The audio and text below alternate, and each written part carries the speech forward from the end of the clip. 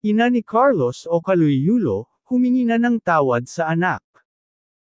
Humingi na ng tawad si Angelica Yulo sa kanyang anak, ang two-time Olympian gold medalist na si Carlos Yulo, sa pamamagitan ng isang liham ngayong Miyerkules, na pinamamagatang liham ng isang ina. Nagdaos siya ng isang press conference sa isang hotel sa Maynila.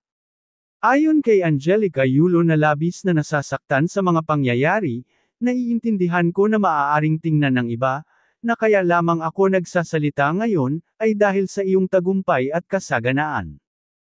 Ako ay nagsasalita para ilagay na sa katahimikan ang issue. Bukas ang pintuan para pag-usapan ng personal na walang galit. Dagdag pa ni Angelica habang umiiyak, hindi ako perpektong ina, at alam ng Diyos na hindi ka rin perpektong anak. Walang ibang hangad ang isang ina, kundi ang ikabubuti ng kanyang anak. Gayunpaman, humihingi ako ng tawad sa iyo at sa sambayanan, sa mga nasabi ko. Hindi na pwedeng bawiin ang nasabi ko, ang sa amin lang, handa ako at ang papa mo. Mag-usap tayo na bukas ang loob, upang maayos ito.